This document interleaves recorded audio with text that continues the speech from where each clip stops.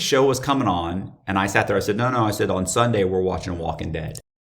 And he goes, no, we ain't watching that shit. He said, all them weirdos come in here and watch that stuff, and we ain't watching that no more. I was like, no, we're watching. He goes, why? I said, because we've been watching it for 5 years. I said, I've been here for 5 years. Cook, you just got here. We've been watching it for 5 years. That's why we're watching it. And he was like, and he goes, listen, bro. He said, you ain't watching that shit. You understand? You and all these weirdos come in here, and we ain't watching that shit. Now I had a chair and everything. I got seniority. So he sits there and he goes, nah. And I said, listen, bro. I said, we are watching it, so put it up there. So he didn't put it up. I wrote it in. Then he scratched it out. Then I wrote it in. I mean, this went on all week. And then I started telling everybody, because all these guys are coming to me like, bro, are we going to watch it? All these little geeky guys. Are we going to watch it? Are we going to watch it? I'm like, yeah, we're there. Well, Cook said we're not going to watch it. I said, man, fuck Cook. Cook don't know nothing. So, but I'm terrified. Terrified of Cook. So the day comes, and I remember I put my boots on, because that means like you're ready to go. And Cook put his boots on. Cook's like, listen, bro, I see you with your little boots there. He goes, I'll beat your fucking ass. He goes, don't. He said, I'm telling you right now, we ain't watching. I said, let me explain something, Cook. I said, don't. I said, either you and I, so we're watching it either here or when I yank the TV off the wall, and we can both watch it when we're in the shoe. And he goes, oh, okay. Okay. He said, we'll see. He said, I know you and all these weirdos are supposed to come in here and you're going to turn it. He said, that ain't happening. I said, all right. So, I mean, I'm terrified. Is he bigger than you? Oh, are you kidding me? This guy would beat the brakes off me. He would beat me like a small child. But, I can't let him know that. I got to be, So, and everybody knows it's all bullshit. So, but I'm playing it up. So, we both ended up like leaving the room at the same time. And as we were leaving, he made the crack. He said, yo, I know you got all these guys think they're going to come in here and you're going to change the TV. Because that ain't happening. And I turned around, I looked at him and I went, you know what, Cook? I said, you need to stop worrying about what we're watching tonight. Because it was Sunday. Like what we're watching tonight. I said, because I guarantee we're watching Walking Dead. So what you need to worry about is this, is that when it all goes wrong, I said, if we both, end up in the shoe, I said, you need to start worrying about where they're going to send you, because you better hope that they don't send you somewhere out west where they're asking for paperwork that you and I both know you can't provide. Because I know if you're here, you cooperated. He's got people fooled, but I know it. And it was a complete bluff. Like I had no fucking clue. I just feel it. And he looked at me and he goes, somebody say something? And I went, yeah. And he goes, who? And I go, you, just now. I go, you're doing 15 years on what should be a 25 to 30 year, to 25 year minimum. Probably a life sentence minimum. You should be doing at least 25. I said, and you're doing 15 for a half a key of meth. And he looked at me and he goes,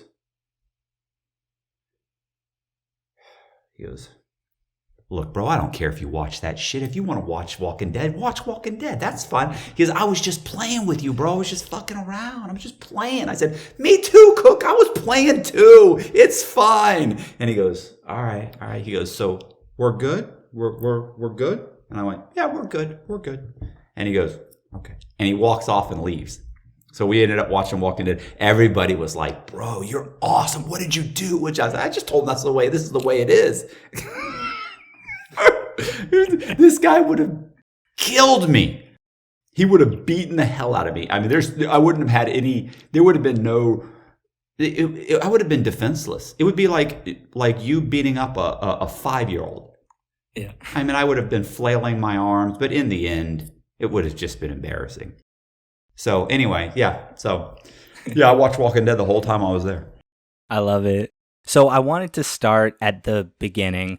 Recently, I spoke to Ed Calderon. He was working for Mexican law enforcement. Essentially, he was fighting the war on drugs, fighting El Chapo. And one thing he told me about corruption is he said the moment you walk into their pocket, you don't climb out. The moment you cross that line, you don't just jump right back over that line. That line becomes a wall. And I was like, wow, that's really well put. So I wanted to ask you, what was the first time that you crossed that line? I mean, I was a mortgage broker. I got my license and I worked for a company called Eagle Lending, and they were a subprime lender. And the very first loan that I ever did, I walked in to I collected all the documents, but I'm new. I don't really like. We went to like a 2 or 3 day class, but I've never done a loan. And And so I remember going into my manager's office and I put the loan down and I'm all excited. And she starts flipping through all the pages. And I remember she pulled this one document out and put it to the side and flipped through the rest of them. She was okay. She said, you have a 30-day late right here on this document. It was called a verification of rent. And I was like, well, I mean, that's it. The loan's over. This woman's not getting a loan now. And I looked at her and I was like, oh my God, you didn't even check, did you? I said, no, I didn't know. I thought that she said she was good. I don't know anything. Said she'd never been late. And she's like, yeah, well, she lied. She said, so I remember she pulled out the whiteout. It was one of those old whiteouts where it went, it's a bottle. She went, she goes, white it out, make a copy, put it back in the file, send it in. She goes, it'll be fine. And I went, that could be, I said, that's fraud. And she goes, I go, I could get arrested, right? And she goes, she said, look, worst that happens is if underwriting catches it. She said they don't close a loan and maybe you lose your job. She says, if they believe you had something to do with it. She said, but they're never going to catch it. I do it all the time. It's not a big deal. And I went, I don't know. And she goes, well, it's fine. She said, don't do it. She said, I remember my car was, I was like car payments behind on my truck.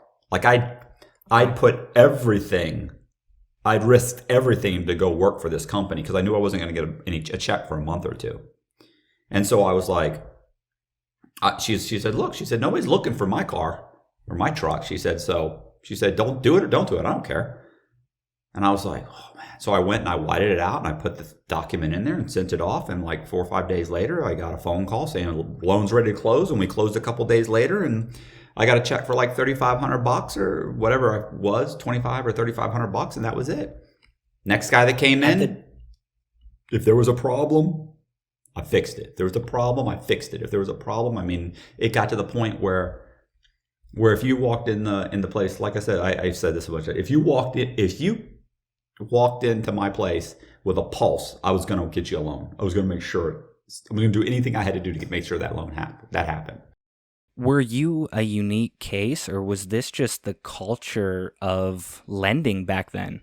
I mean, a lot of people will tell you, oh yeah, everybody was doing that. I don't think everybody was. I think there was 10 or 20% of the guys were willing to change a document here and there, but overall, I would say that the majority of people either wouldn't do it or maybe even didn't have the ability to do it. Mm. And so I think maybe, like I said, maybe 10 or 20% of guys would do it. And then those guys would only do so much.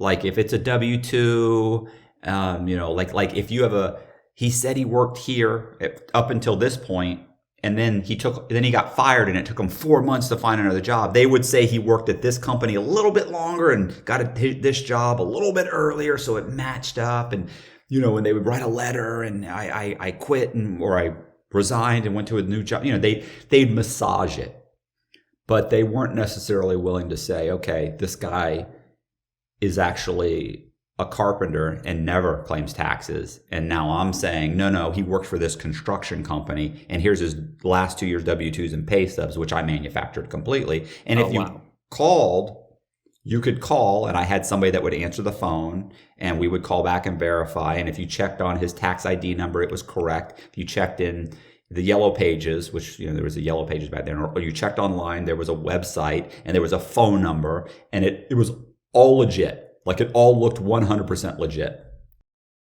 When does the FBI, or when do you first have your first run-in with the law, you get on their radar? Was it when you were crossing these lines, the whiteout to the Photoshop? Is that how they first started calling you?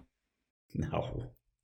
But it was years later. I mean, I went Oh, wow. years and years getting people loans that should never have probably gotten a loan. And that just went on for years, about 3 years later. Around 3 years later, I had a mortgage broker, a company. There was another company that I would run my own personal loans through, because there's something called an arm's length transaction. So if I want to do a loan for myself, I can't do it. So, or if let's say I bought a house and was going to sell it to you, I can't run that loan through my company because I have I have an interest in it. So it has to be an arm's length transaction. So what I would do is I would go to another mortgage broker and have them do the loan at another company. Well, that person actually got in trouble. And when she got in trouble, she gave the FBI a bunch of my loans and said, look, this guy's a mortgage broker. He's done a bunch of loans for his current wife, where he's buying houses, fixing them up, and selling them to his wife. But she doesn't have my same last name. Like I never let her take my last name. So it looks like an arm's length transaction. And they never say who I am. And the point is I had done like $500,000 in bad loans or something. And then the loans were actually all paid off. Like we'd borrowed the money, renovated the properties, rented them out, and then resold them. No harm, no foul. But the FBI didn't see it that way. And so they came in and she wore a wire on me and got me to talk about all the fraudulent documents that I had manufactured for my wife at the time. And as a result of that, I was actually in the middle of talking to her when I realized she was wired. Oh, wow. I was actually I remember going, wow. And I even said, wow, I mean, I hope you're getting something for this. And she started crying and said, Matt, I'm sorry. I don't have to go to prison. And I was like, so I got up and left and I said, tell the agent to call me. Well, the agent called me and I said, okay, I'll come in and talk to you. And I called the lawyer and got a lawyer. And the lawyer I never actually met the guy. The lawyer started negotiating and we negotiated 3 years probation. For me, I said, I'll take the charge if you drop the charge against my wife, which is my ex-wife. And so they never charged her. And I just took the charge, which really, honestly, although she may have known what was going on, she was very, almost not culpable. She just, I said, go in here, sign the papers. She's like, okay. She thinks everything's fine. And so it was really me. So I took the charge. And at this point, the FBI has called. You have 3 years of probation. Lawyers are involved. You have these two crossroads. One side, you go live in your parents' basement and work at Walmart and start from zero and just try to get it back. The other is you become one of the most prolific, fraudsters in American history. Did you see those two paths clearly, and why did you choose such an extreme one? I just couldn't stand the idea of actually going and living in my parents' spare room. I couldn't stand the idea of having to kind of take a step backwards. And I had, I'd gotten away with so much for so long. And then when I did get in trouble, it was a slap on the hand. I remember thinking, I very clearly got set up. So I just thought I was so smart and so clever that I was just never going to get caught, and this was a one-time thing. And and I didn't want to take a step backwards. And my personal life was so bad that, I was in the middle of a divorce. Like I'm seeing my son like every other weekend. I mean, it's just like, I don't talk to really my family very much. And, it was basically, I felt like I was on my own. So I didn't have really anything, in my opinion, that much, to lose. So, and it was already just humiliating for my parents. So I said, what I'm going to do is I'm going to start flipping houses. But what I'm going to do is basically what I decided is I'm going to start a major scam. Like I was doing little things, in my opinion. I was doing like light fraud. A little here, a little there. I thought, you know what? I'm going to go ahead and take it up a notch. and I'm going to go ahead and go all in.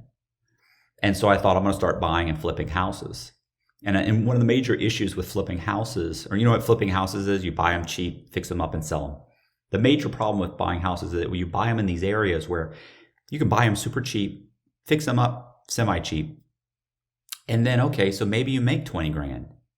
Maybe you really do well and make 30. But it's like, it's a whole lot of work, and it's not really easy. You earn that money. Like you're really making, like you have to really bust your ass to make a lot of risk as well. Right. So what I decided was, and the big problem is, so one, you've got the cost of the rehab, and two, your customers are a problem. And customers are always quitting their job a week before closing, or the day of closing, they can't come up with the down payment, or they bitch about the interest rate, or, you know, it's like, oh, I'm getting a high interest rate. Yeah, well, you also been late on your mortgage or you're on your rent twice in the last 2 years, or you've also had 3 jobs. You don't even have your down payment. It's like they give you a hard time. It's like you shouldn't even be getting a loan. So I decided the problem was the cost of the rehab, the cost of actually getting these properties to appraise high. So there's 3 problems. How high can you get them appraised? That's a problem. The rehab, the cost of fixing them up is a problem. And the third problem is the customer. So I figured if I can just fake those 3 things, I can make some money here.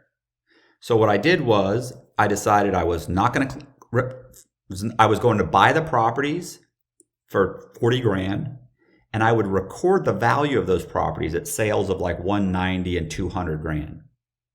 So I'm going to pay the extra doc stamps and record the deed higher. And what that does is it drives the value of an area through the roof. So now when an appraiser comes up and comes out to the house and he looks at the house, he says, wow, this thing is worth $200,000. It's a really horrible area, but there are comparable sales everywhere. Well, because I would go in and I'd buy 10 or 20 houses and drive up the prices. So that's what I did. And then the other problem was I would just clean up the outside of the house. Wouldn't really clean up the inside because I could manufacture my own appraisals by that point. And then the third thing I did was I created my own fake synthetic identities, my own people.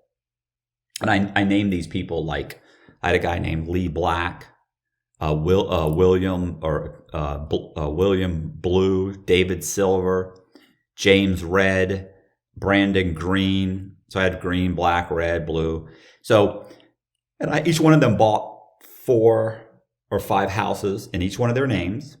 I convinced Social Security to issue me Social Security numbers that didn't exist to children, to like 10-month-old kids. And then I would create a synthetic identity for a man using that soc. And then these guys, after a few months, 6 months or so, they'd have 700 and some odd credit scores.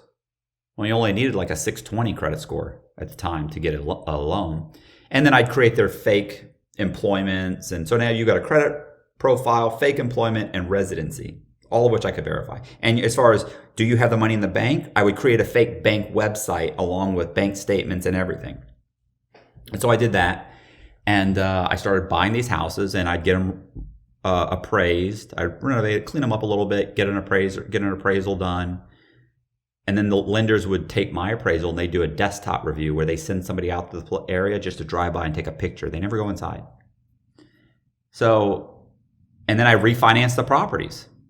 So a property I bought for 40 grand, I'm now able to get a loan on it for 180 or 140 or 170 or 160. So I'm pulling out over $100,000 on each piece of property. And with that, I did that for about 18 months. I made, the FBI said I made $11.5 million in like 18 months. So I assume you have to move city to city or area to area. How long does this start catching up where they're knocking? No, it didn't catch up. A friend of mine got arrested running a scam.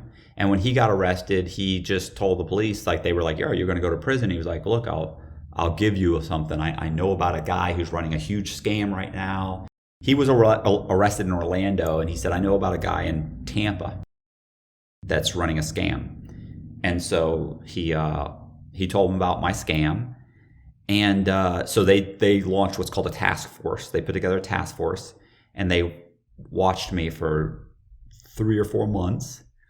And then they handed that task force over to the FBI.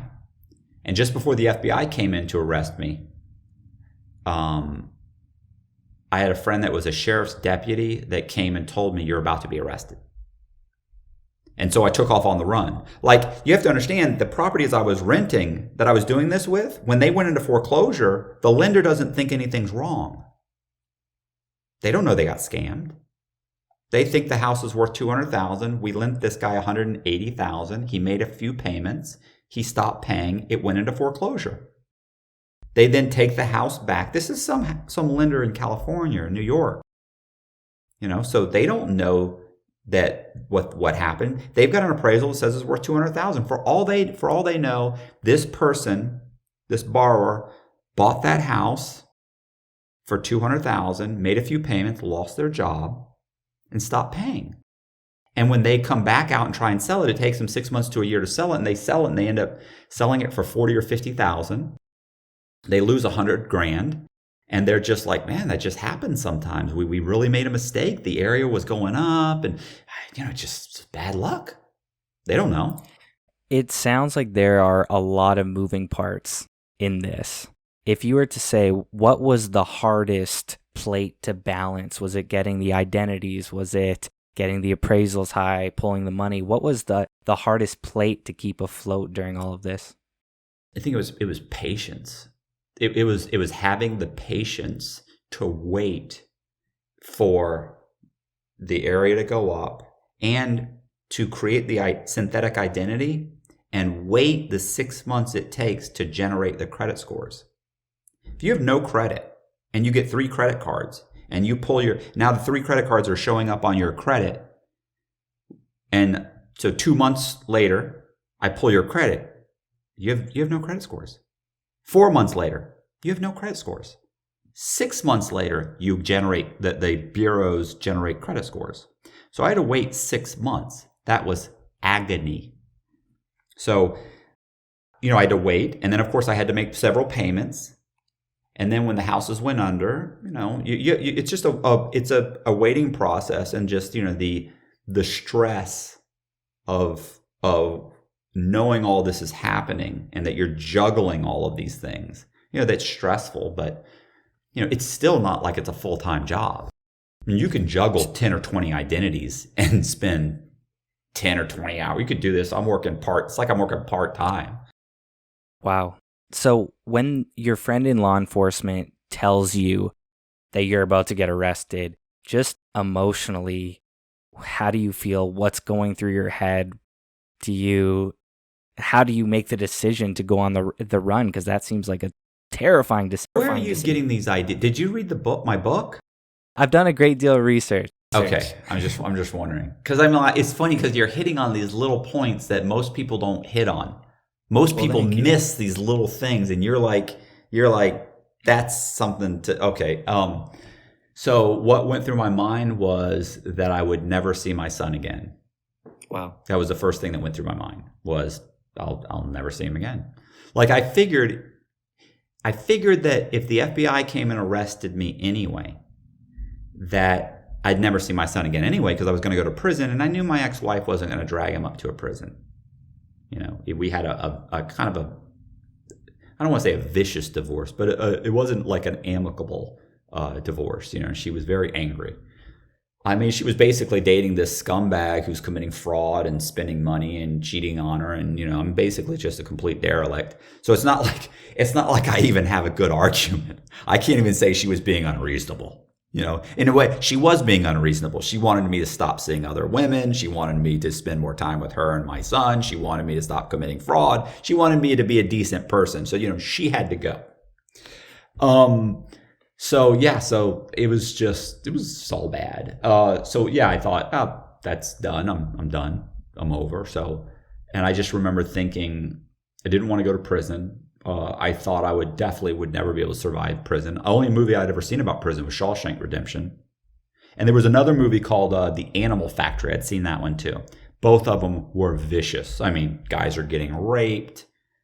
I didn't know what a federal camp was or a low security prison, or I didn't know any of that. I knew the pen. That's all I knew. And I'm not the kind of guy that's going to survive that. I'm not going to do well. First day they're gonna shave my head so the mop wig fits right. You know what I'm saying? It's not going to be good. Everybody thinks they're a gangster. Like, oh, I'd go in and I'd fight to the death. Exactly. You'd fight to the death.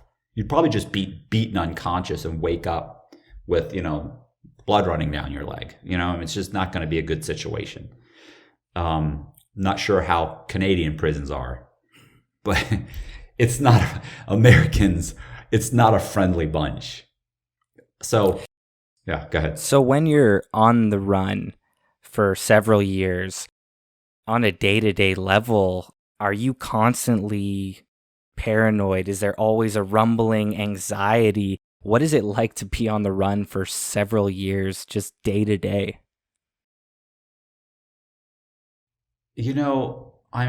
It's funny. This is going to sound bad. Like, there was some anxiety. Keep in mind, I was taking basically, you know what Paxil is? I was taking like an anti-anxiety drug. I was taking Xanax. I was taking, so I'm not super paranoid. There were times I wanted to go home and was curious, and this is going to sound horrible. But these are the kinds of things that I say that make people think he's being honest. I know what I'm supposed to say. The appropriate thing is it was horrible and the anxiety and this and this. But the truth is, being on the run was probably one of the most alive times in my entire life. It was one of the most amazing times. There were definitely times when I was, concerned, but overall, it was really a great time. It was just, I was completely on my own. I was left to my own devices, and it was, so it was in a very real way, it was very freeing. As you were talking, I just think it's the wrong answer. I can tell you right now. So the comments, people will be like, "This piece of garbage." Well, I appreciate your honesty, and I think people are going to enjoy it regardless. But as you were talking about your skill to commit these frauds, when you're talking about being on the run, the pressure of that, in my head, immediately I say, why didn't you urgently leave the country? Or is that is that not even realistic? Or did you ever think, I got to get out of the U.S. tomorrow? Well, I only had when I left, I only had $80 grand. Oh. Now, that doesn't sound, some people would be like, that's a ton of money. But it's not a ton of money. If you had to start over with nothing, you have no idea, you have nothing. So it's not like I can trade my car in to get another car. I need a new ID, and you have to start from scratch.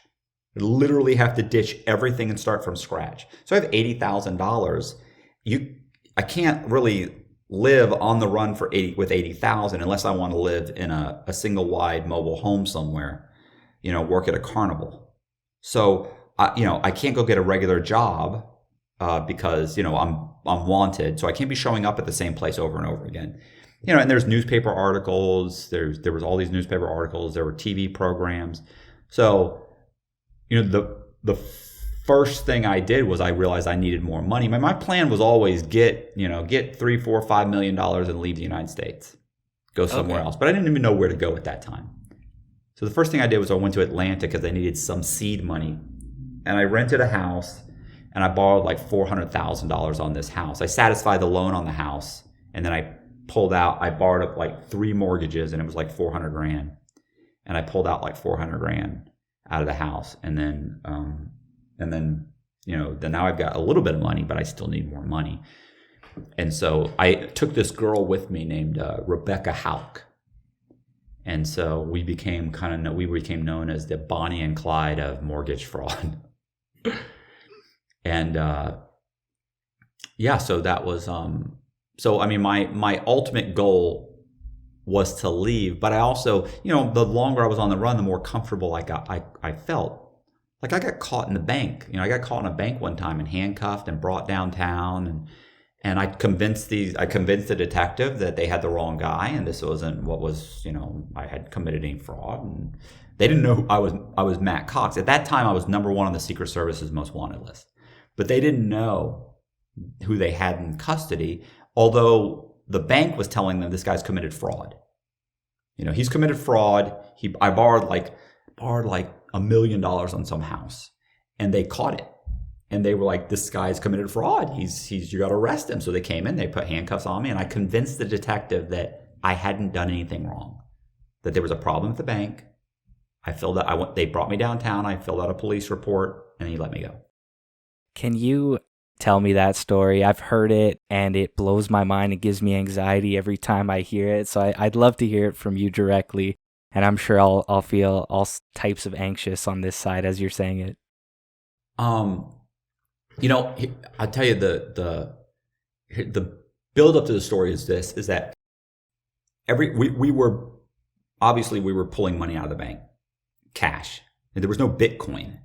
There was no way the only way for you to get the money is I either buy gold and silver or something, or I buy, and then you have to trade that back in. That's an issue. Or you basically cash, and nobody's looking for me. So, but every time I would go by this point, I'd figured out I'd convince the local driver's license bureaus. I'd figured out how to get them to issue me driver's licenses in other people's names, right? Okay. So I started either running ads and getting people's information, where I'd run an ad for a mortgage company saying, hey, good credit, bad credit, no problem, home loans available, call now. And people would call and they'd apply for a loan, to my cell phone. And I'd take the information. They'd give me all the information. I'd order all the documents, and then I'd go into a DMV in a state where they didn't live. So I'd run the ad in Florida, but I'm answering the phone in Georgia or South Carolina, and then I'm getting their information. I'm going into the DMV and I'm getting a driver's license in their name. Or I was surveying homeless people and getting them to give me their information. Once again, I'm tricking them out of it. I'm telling them I work for the Salvation Army, and we're trying to determine where we place our next indigent facility, and they're filling out paperwork, and I'm paying them $20 to participate in a survey. And then I'd get all their information. I'd go into the DMV, and and I see you judging me. So I would get the information. I'd go in the DMV, and I'd have their birth certificate and their social security card. I'd register to vote in their name. I'd get a lease, and I'd go in, and they cut me a check. I mean, they not cut me a check. I'd get a driver's license or an ID. So we would open up bank accounts, and then we'd borrow money, and we'd launder the money through the bank accounts, pull out the cash. Well, my girlfriend used to sit in the car, and I'd walk in, and I'd go cash a check for like $9,000, $8,000. And I'd walk in, she'd go, well, what if you get arrested? And I would say, well, if I get arrested, then, you go get me a lawyer and get me out, because they'll think I'm Scott Cugno, or they'll think I'm David Freeman, or they will think I'm, what was another one? Michael Eckert, or whoever's ID I'm going in the bank. So that's who they're going to think I am. And they're not going to print me. They might print me, but they're not going to run me through APHIS right away, because my identity is not in question. So now I think they run you automatically, but back then, and even I've talked to sheriff's deputies who said, no, still, they don't automatically run your identity. Like, they'll do them in batches because they get charged for it. So, they'll run your prints. They run them through the local system. Nothing shows up. Then you go in, and I could be out of jail within a few hours. You go get a lawyer, you put up the money for my bail, I get out. We leave. So one time I had convinced someone to owner finance me their house. I satisfied the loan on the house, and then I borrowed like 4 or 5 mortgages on the house. It's like close to $1 million. And I was I was pretending to be a guy named Gary Sullivan. I'd surveyed this homeless guy in Nevada, in Las Vegas, and he was a homeless guy. And when I got on the questionnaire, when I got to the point where I said, hey, have you ever been arrested? He said, yes, for prostitution. And I went, and I was like, prostitution? I don't, because when guys get arrested, when you approach a prostitute, if you get arrested, it's for soliciting, not prostitution. The women get arrested. And I was like, prostitution? And he goes, yeah, I'm a male prostitute. He said, what I do on, I was like, oh, okay. So I didn't even think about it. I was like, okay, well, I stole that guy's identity. Went and got a driver's license in another state, South Carolina, bought a house in his name, satisfied the loan on the house, and borrowed 5 mortgages on the house. So I've got like $1 million on this house. Taking out cash. I've opened up 7 or 8 bank accounts. Every other day I'm going and pulling out $8,000, $9,000, $7,000. Got a driver's license in his name. Well, actually I had an ID. So I walked into the bank one day, and this was Wachovia Bank. I think they went out of business. No, I think somebody told me they're still around. I don't know. So I walk in the bank, and I'm pulling out like $7,000 or $8,000. I forget what it was. And I'm waiting and waiting and waiting. And all of a sudden, a couple of sheriff's deputies walk up behind me and grab me by the arm and pull my hand behind my back, and they handcuff me. And I was like, holy shit. Now, keep in mind, I borrowed all these loans on this property. I'd done it so quickly. I closed them all within a couple of days of each other. So nobody knows it's a house that I bought that's worth about $230,000, but I borrowed 5 mortgages. I borrowed almost $1 million on the house, but I did it so quickly that the banks didn't realize it was happening. So the sheriff's deputies pull me into the manager's office. They close the door. And I was like, what's going on? They were like, oh, we just know we got to hold you. Mr. Sullivan, all we know is we have to hold you. And I'm thinking, Mr. Sullivan? Okay. So I'm thinking, they don't know my name. They don't know who I am. So then the detective shows up, and he walks. I remember thinking it was going to be the FBI or Secret Service.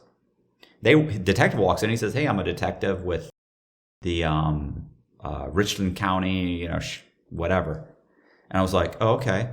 And he sits down, he says, Wachovia's head of their fraud department is saying that you're committing what's called a shotgunning scam, and that you closed on these loans so quickly they couldn't catch it. And he goes, now you've got 3 mortgages on this house.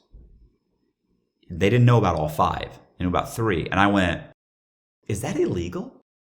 And he goes, to be honest, Gary, he said, I don't know. And I was like, oh, okay. And I remember thinking, I'm leaving. I'm getting out of this. So he sits down, he gets the head of the fraud department on the phone. That guy calls up, explains, look, this is what he just did. Boom, boom, boom. And he's got it absolutely right. And I'm sitting there going, okay. And he's looking at me, and I go, well, that doesn't make sense at all. I said, yeah, I have 3 mortgages on the house, but I said, I have a first mortgage, a second mortgage, and a home equity line of credit. And he was like, that's not true. That's a lie. They're all first mortgages. And why didn't he go to just Wachovia and borrow all the money from Wachovia? And I said, well, I don't really know. I applied for a loan here. The loan officer here told me when I said I needed more money, she said she had a friend that worked at another bank that could get me a second mortgage.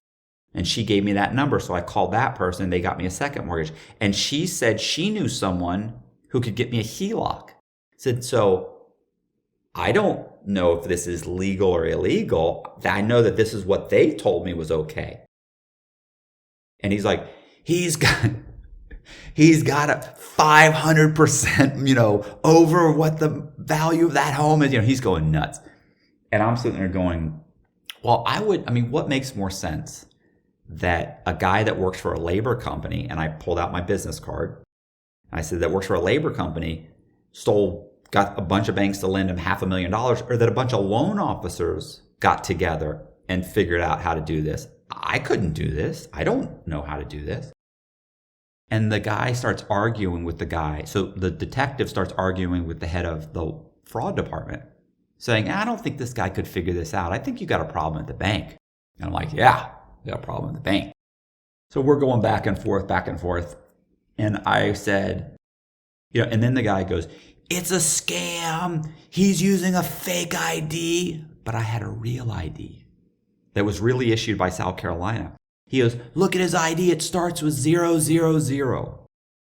And the detective said, No, he said, our IDs start with 000. He's Gary Sullivan. I ran him through the NCIC.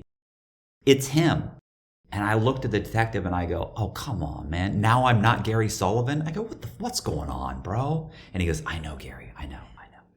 So, I mean, we're good. He likes me. He's thinking this guy messed up. He's feeling bad for me. So I'm giving him what I call my golly gee whiz look. Golly gee whiz, I wouldn't know how to do this. So listen, finally he gets off the phone with the guy. He says, look, I don't even know what to charge him with. I got to wait for the district attorney to call me back. And so he hangs up the phone with him. And I get up to leave and he goes, Gary, he said, I'm going to have you follow me back to the police station to fill out a police report. I said, okay. He said, do you have a driver's license? And I went, I said, yeah, I have one, but it's from Nevada. I have no idea if the homeless male prostitute has a real driver's license. So I go, yeah, but it's from Nevada. And the guy, I remember he looked at me and he looked at the other two deputies and they all kind of grinned at each other. He goes, oh, that's right, you're from Nevada originally.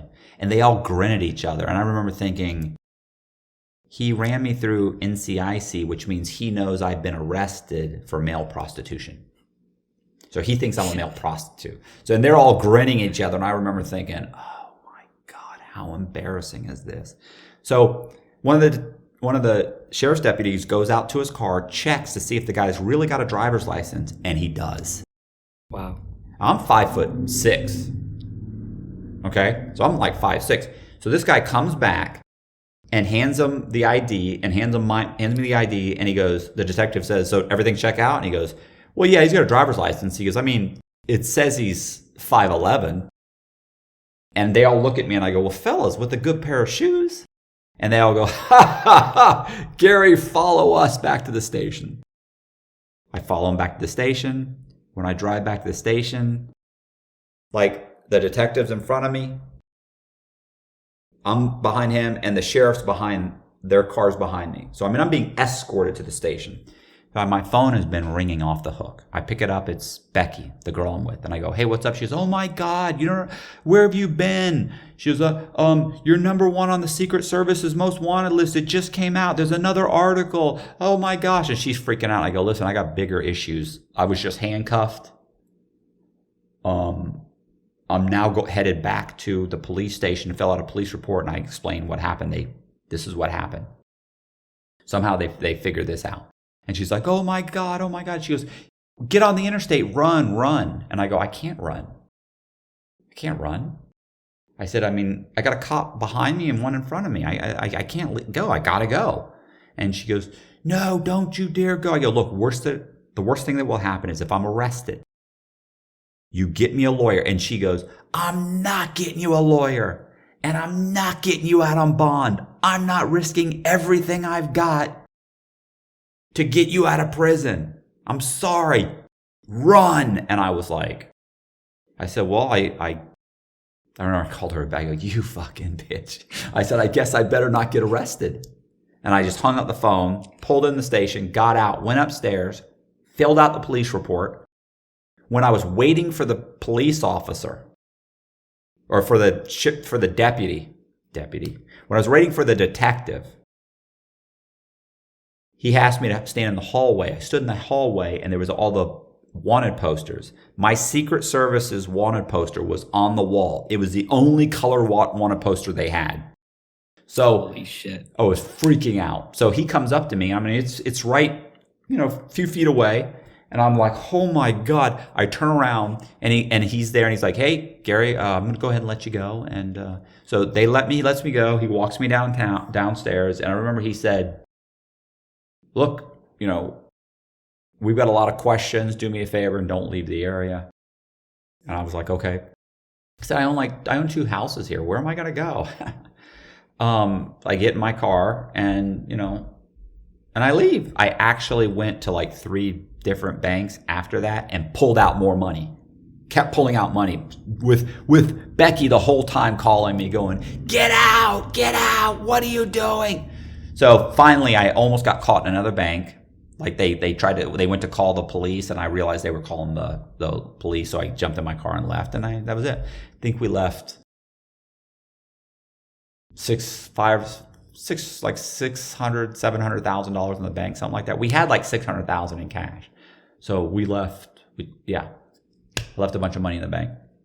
Wow. So you get out this time, not without stress, not without anxiety, but you figure it out. Then let's flash forward to when you actually do get caught. What is that day or week leading up? Do you have any thoughts as this is happening that something's going on, that you're being watched? Walk me through that day and week where the road ends, you get caught. The only issue that was happening that was leading up to that was that there had been an article in Fortune magazine, because by this point I had the girl Becky and I had broken up, and so I left and I went to Nashville, Tennessee, and she got caught like a year later. And there was a huge article in Fortune magazine on her, and she and I, and basically this guy's still on the run, that sort of thing. So that article had come out, and then so the girl I was with at the time was actively checking every day, like if there were any other articles, and there were constantly articles. There was something like this one newspaper did like 30 something articles on me, just one newspaper, and there was a dozen newspapers, and there were articles. I was in like Bloomberg's Business Week, and so, but there was a blog that talked about how Dateline was in the middle of doing a story on me, and it was going to air in a few months. So, wow. I was, at that point, I was like, well, this is Dateline. At that time, Dateline was huge, which meant it was going to be, this was prior to people watching just YouTube and watching like all the streaming networks that people basically binge on, and they don't really watch local, like the networks anymore. So everybody's going to watch this. Everybody watches Dateline. I assume the person working at Starbucks, your neighbors, they seen Dateline, they see you, they call. It was that mainstream, I'm sure, at the time. My fear is that at this point, 30, 40 people know me that see me constantly. One of those people is going to look at me and go, they're going to look at me on TV and go, that guy comes into Starbucks every day. Or, hey, I know that guy. That's Carter. I just put a roof on for Carter, or that's so-and-so's boyfriend. So I knew it was an issue. So I decided I was going to start pulling out money. So I went and satisfied the loans on every piece of property I had. And I started borrowing money. So I start borrowing money. I don't know what I borrowed at that point. We had a few $100,000, but we owned a bunch of property too. So that was like $1 million worth of property we owned. And I think I probably was in the middle of borrowing. I'd borrowed maybe $500,000. So I'm in the middle of trying to borrow maybe $2-3 million over the next month, and then just pulling it out.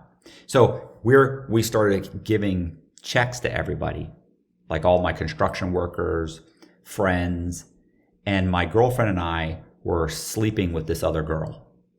So my girlfriend gives her some checks and asks her if she'll go cash these checks and give us the cash. And I believe that sparked a conversation between them on what's happening.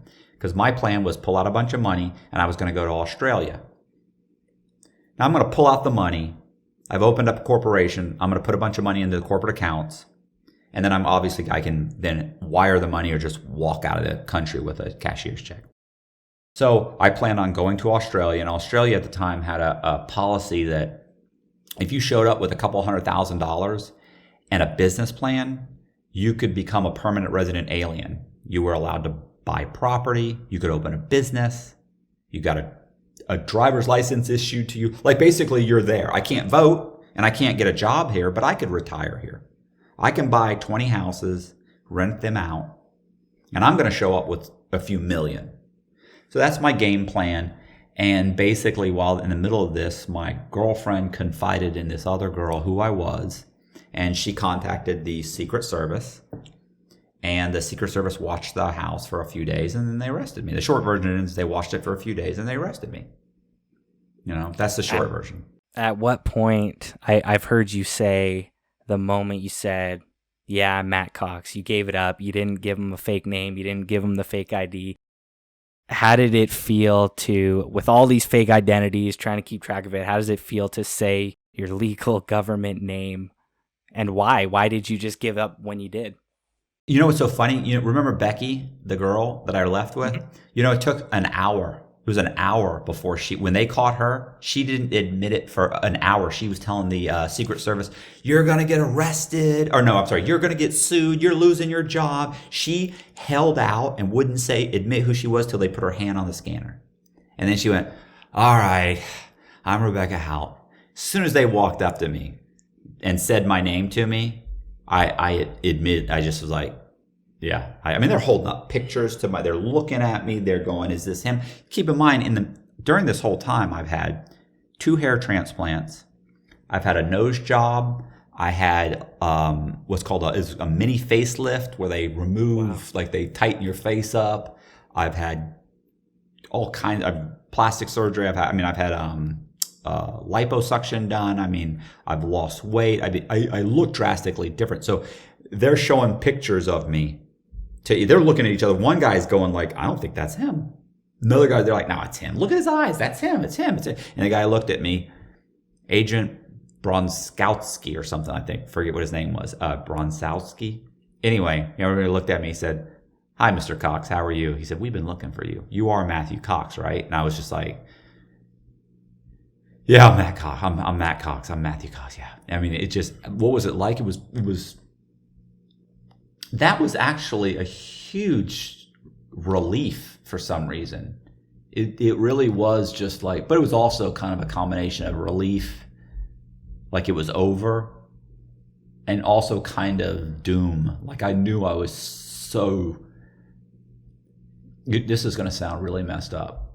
Do you want to know what one of the first things that went through my mind was when they pulled the guns out and actually put the cuffs on me and when they're literally pointing the guns at me and everything? The whole week leading up to that, the new James Bond was coming out. Okay, with Casino Royale, the first one with Daniel Craig. So the whole week, my girlfriend was saying to me, hey, on Saturday, we're going to go do this thing with Trina. We have that festival, and we're going to take... And I was like, yeah, I understand. But on Friday, I said, but on Friday, I said, we're going to see James Bond. And she goes, yeah, I know. Okay, well, we're going to see James Bond, but I'm saying on Friday. I said, okay. Then she goes, hey, listen, I was wondering, there's a sushi place. Can we get, on Friday night, you want to go? Yeah, no, I understand, but first we're going to see James Bond. And she goes, I know, we're seeing James Bond, okay? I did this a whole week. I was like, I don't care what we do. Friday, we're seeing James Bond. I love James Bond. And so when these guys are like, freeze, get on the ground. And I'm like, my thought was, fuck, I'm not going to be able to see Casino Royale. No, I'm not going to be able to make that. I know I can't see that movie. I didn't see that movie for 4 to 5 years later. I saw it on the Institution movie channel when they played it. So now that you're caught, we mentioned it earlier about the fears of not seeing your kid or your parents. What is the conversation like telling your mom or your parents or your child that it's over, you're going to jail for a while? Well, I mean, I've talked to my son on the phone once or twice, but very briefly. He's furious with me, angry at me. He's dug in, doesn't want to talk to me. So that's a bad situation there. And my parents already know I'm done. My brother-in-law's a lawyer, so he's already told them, well, he's done. It's over. Nobody expected me to get the amount of time I got. That wasn't something that I think anybody expected.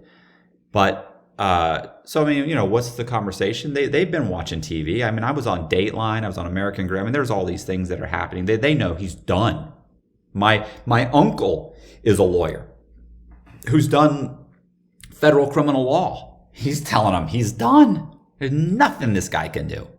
So, my public defender shows up. She's telling me I'm going to get 10 or 12 years. Yeah, that would have been nice. I'd have been happy with 10 or 12 years. But I got 26 years and I did 12 years. Why do you think you got such a long prison time? Was it because of the names that you would use, or were there people involved that lost their money? Why, or were you just an example? No. I mean, I have as far as actual victims are concerned, I have 4 individual victims that lost. One guy lost like $6,000, one lost like $4,000, one lost like $10,000.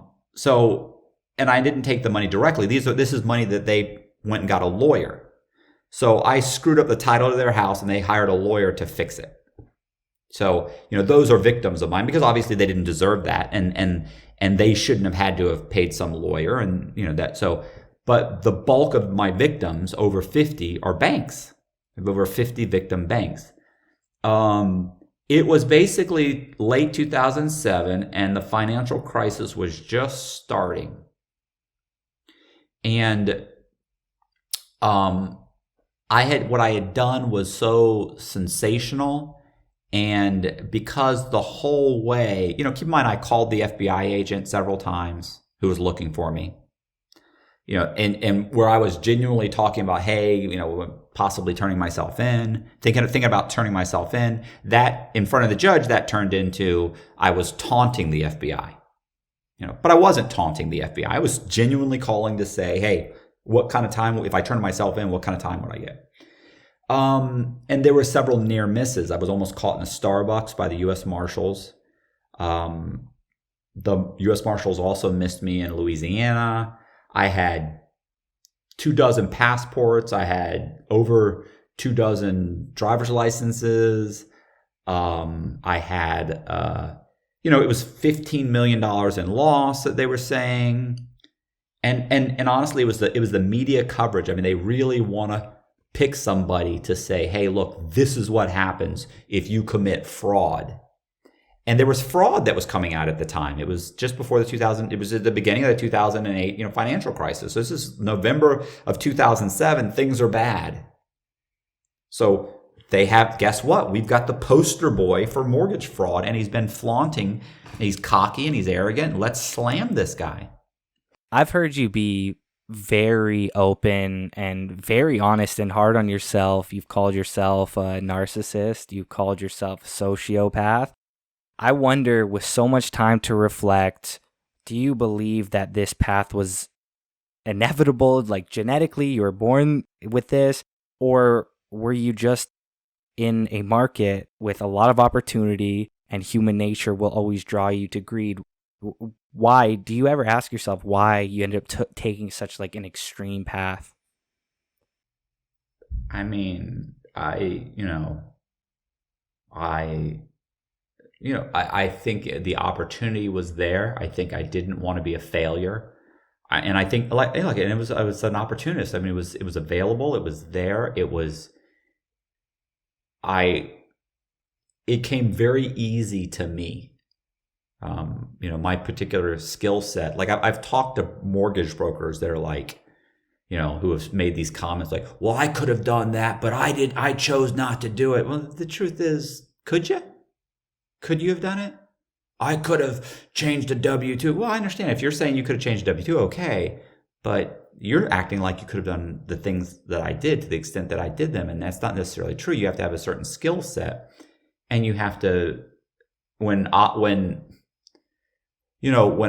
get in your way, you have to work your way around those obstacles. And most people just stop. And the truth is that, plus it's way easier to commit fraud than it is to actually make $1 million legitimately. And this was a very easy path, which fed into my, narcissism that, look at me, I'm amazing. Look how smart I am. Look how, and it's just a insecurity. And I think that's what it boiled down to. And I thought that I really genuinely thought making that money was going to make me happy. I really thought that having that money and be able to buy whatever I wanted, having people look at me and think how great I am and, catering to my every need. And I thought that was going to make me happy. That's what I want, right? That's what everybody wants. But the truth is, I had tons of money and I was never really happy, and I never really felt like it was enough. And I don't know that it was greed, because I don't really have any money now. And I'm extremely happy. I'm probably happier now than I was happier in prison than I probably really ever was, because there's no stress and there's no expectations. And I was able to do what I like to do, which is write stories about these guys. And that sounds bizarre. I can see it in your face that you think it's bizarre, and it is bizarre. It's odd. I've never heard someone say that their happiest moments were in prison, so it is definitely shocking. Great moments in prison. I probably laughed harder in prison than I ever have in my life. I mean, there have been times that I just was in tears crying. I was laughing so hard. And I've met some of the best people I've ever met were in prison, and some of them still are in prison. And some of the most generous people I've met, which is, and some of the most scumbag people I've ever met were in prison too. Also, unfortunately, I've met a lot of them out here too. At least there, you're like, hey, if I feel like you're kind of a scumbag and you're here, you're definitely a scumbag. But I definitely, I think I definitely should have gone to prison. Absolutely should have gone to prison, and definitely met some amazing people. And I think that prison for me did exactly what it was supposed to do. Wow.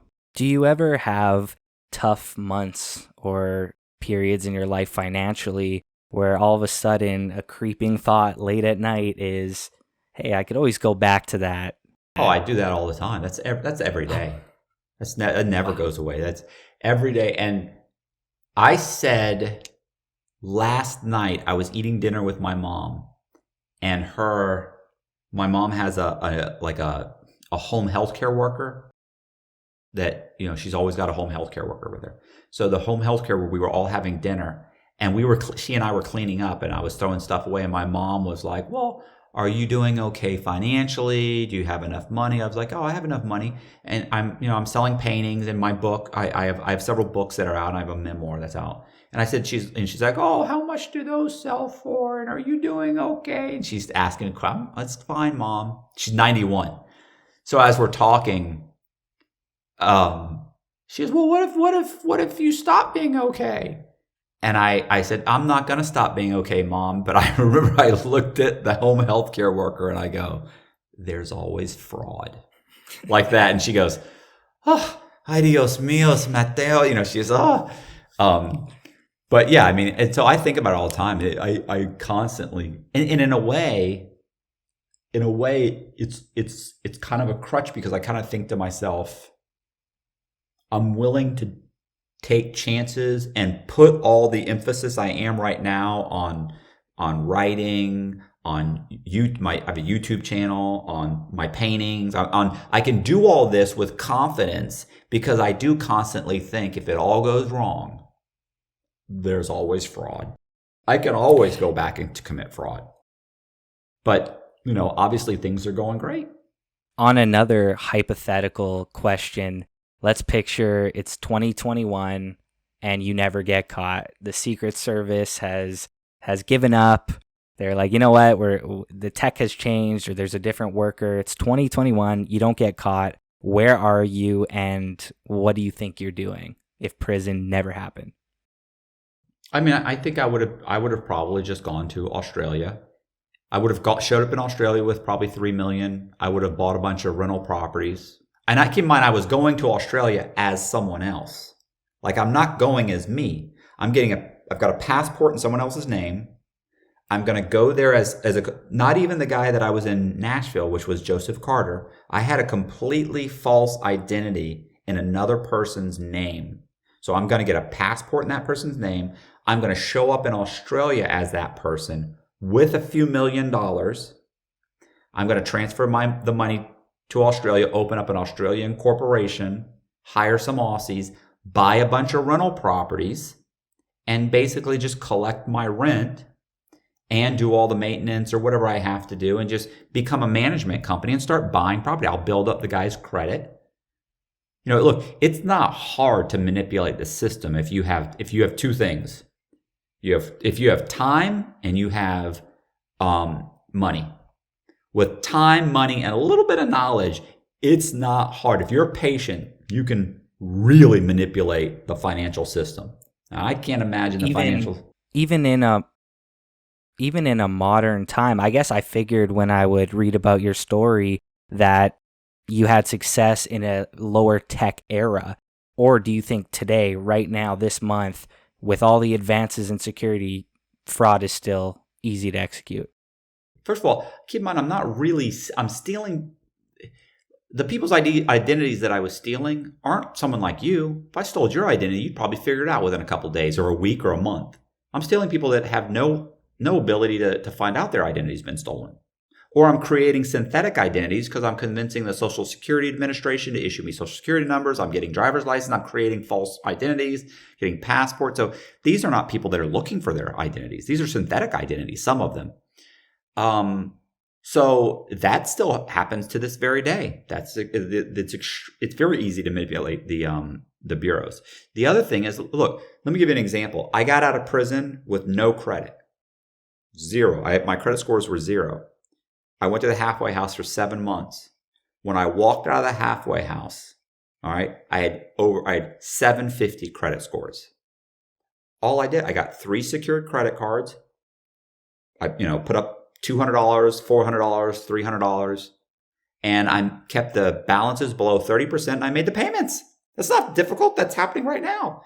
I could go right now and get 4 homeless people's identities who have no credit, and look, even when I pulled their identities and they had bad credit, I'll pay off your credit. I'll pay off your medical bills or whatever. Even when I grabbed some of these guys and I wanted to get a driver's license in their name, and they had a suspended license because they had a $500 ticket that wasn't paid, I pay the ticket.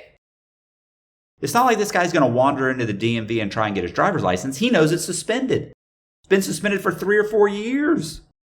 So what do? I get it, and I get the driver's license, and now I've got an ID. And the point is that none of this has changed. Nothing's changed.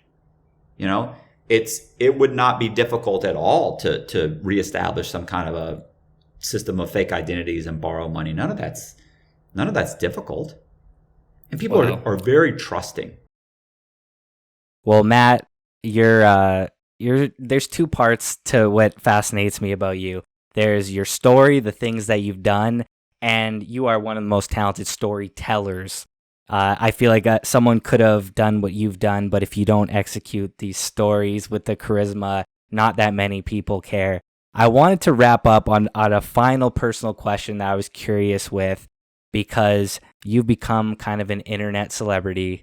You have had documentaries about you, and you have this history where you're brutally honest with yourself.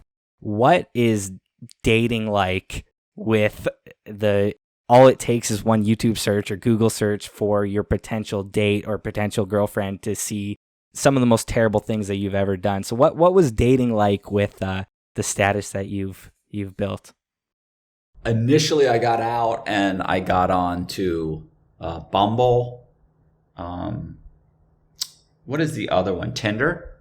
Bumble, Tinder, and Match.com, right? So I got kicked off of Bumble, kicked off of Tinder, and Tinder is like just a hookup site, and got kicked off of Match. All of them because I was letting girls know immediately, hey, this is who I am.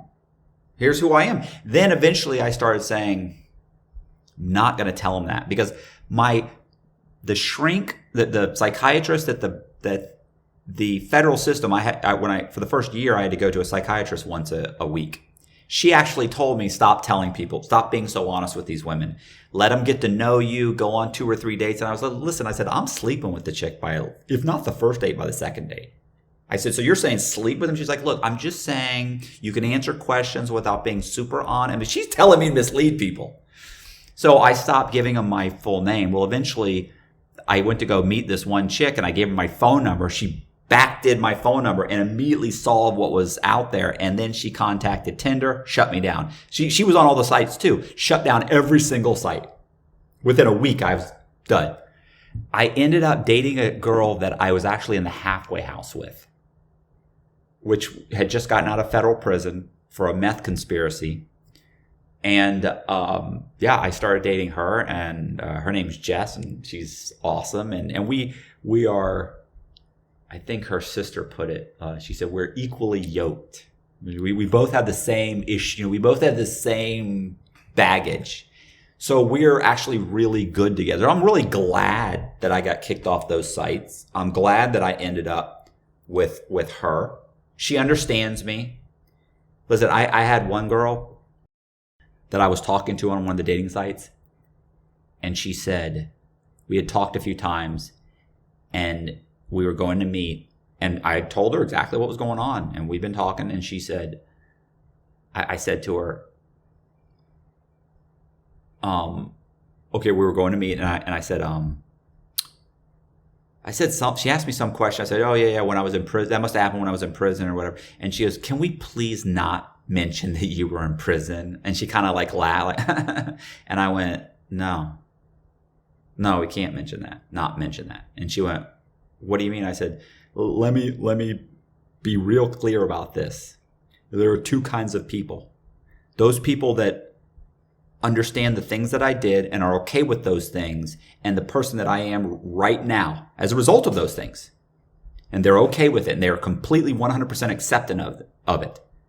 So there are those people that are in my life, and there are those people that can go fuck themselves. I said, you need to determine which one you are. I said, it doesn't sound like we're going to be going to dinner. And she goes, no, we're not going to be going to dinner. I said, okay, well, I appreciate it. It was nice talking to you. I said, I hope you find somebody. She goes, all right, bye. We hung up. I'm not going to run around the rest of my life denying the things that I've done and crying about it and bitching and moaning and apologizing constantly for the things that I've done and the person that I was. And look, we all do bad things. We've all done bad things. Now, granted, my bar is way up here, but still, people do bad things and people need to be forgiven for those things. And if they're not, and you're not someone who's going to be forgiving of those things, well, then you don't have to be in my life, and that's fine.